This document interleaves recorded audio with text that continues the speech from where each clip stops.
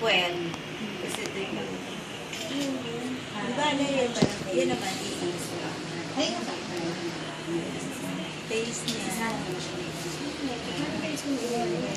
Ilong. Early. Kasi wala naman siya. Hindi ka dahil dito ko para mas malapit. Ikaw, yung sinasabi niya para lumapit.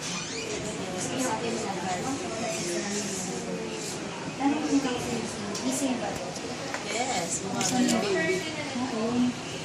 Ngayon nga, sabi ko gising ba?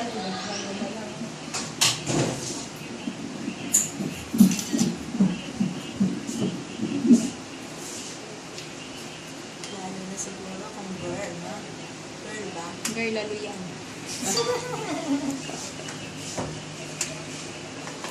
Hindi kahit na ano. Kahit ano, basta. Silip lang ba natin yan, Dok? Yes. Parang hindi natin siya nilagay ng pangalan. Ha? Wala, hindi talaga in-encode yung pangalan niya, Dok. Okay na. Yung 3D, 4D nito, ipapagawa mo pag 7 months na. Magkano ang 3-4? Ano, kano na nga ba yun? 2,760, Dok. Yung sister ko kasi dati nag-work siya sa In My Room. So, Ayan ang gender. parang baby girl. Girl. Girl na, Doc. Yay! Girl na. Girl na to. Ay, confirm ni Doc eh. Kasi pag girl ate, biskis sa ang sinong sonologist, hindi magsabi sa'yo 100%. Pero, Baka mamaya kasi pag laki-laki, magkaroon ng girl. For security purposes. sorry siya sa'yo ate ko. Parang girl lang. Yan o. Ayun o. Plat na plat eh. Ito na yung mukha. Magkano ba? At least meron kang ano. Ano ba tawag doon? Eh, ginagawa ko na nga eh. Ay, Di ba, lagi ko naman tinitingnan para yung ano ano ba yun. ba? Oo. Ang galaw talaga nito. Ayun o. Likot na eh. Ayun siya. Ayun o. Tingnan mo, ang ganda na Ano kagad. mauna na po ako. Yes. Ayun. Hindi pa masyadong maganda tingnan. Tapos na natin Wow, ang ganda ni baby. Ay, ayun na si baby, oh. May buhok na. Pangos ng ilong. Ayan o. Ah, iyan. Ano, side view ah. Ba? Ah, Hindi po. Kasi may mga buto pa, kaya hindi mo pa masyadong, hindi mo pa alam kung sino kamukha niya. Eh. feeling ko kamukha ni Jay ah. Hindi. Ilong, tangos na. Ang pangos ng ilong ah. Mata. Ang mukha ni Kuya. Kuya Lance nga. Ayun, oh. Ayun o. Kamay. May kailong. Ayun o. Yung mga Baby legs. wave ka. Di ba nung last natin? Smile, baby. Yun ang importante dyan. Walang cleft Ayun. lip. Ang concern ko. Ay, walang ano, Doc. Wala. Ayan o, yun ang upper lip niya. Tangos silong o. O, dali mag-show ka ng trick mo at nandyan ang mga agaw mo at auntie mo. Kaya para mabili ka na ng damit ni Tita. Puso. Ano, Doc? Babae o lalaki? Babae. 80% Babae, no? girl. Bibili na kasi kami mamaya ng damit, eh. Girl Ako na yan. talaga naman pinapressure ako nitong pamilya.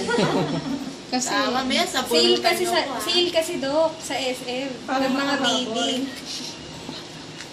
Apurahin yung kung nagbabasa ng ultrasound. Eh, ang puwet niya ate, oh. Yan ang hita. Yung leg. eh, kasi wala namang lumalawit. Ayun. Puwet lang po yung mami. Ayan ang likod, oh. Yan palang makikita mo na Pero wala mama, ng si Doktora, depression. meron na pala din ako eh. Yes. Di ba?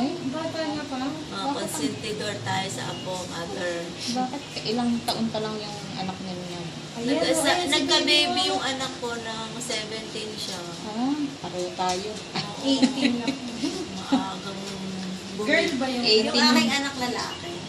Nakaano. Yan ang kulang. Ano mo yan eh, yung parts mo sa loob ng katawan. Pero sa akin naman nakatira ang baby namin. Yung nanay wala. Ay, ang nanay kasi niya, kakaalis nga lang, nag-abroad na naman. Kasi yung parents nasa Japan. So, kung saan siya dali ng mga ano, Ah, arms. Ano yun, paa, Dok? Oo. Nakahiga siya, bale, ano, back niya. Ayun ang mga kamay niya. Kompleto naman, Dok, no? 1, 2, 3, 4, 5. Kasi sabi ko, Daddy, ba't parang 6 yung kamay? Yung daliri. Ayan, ganda.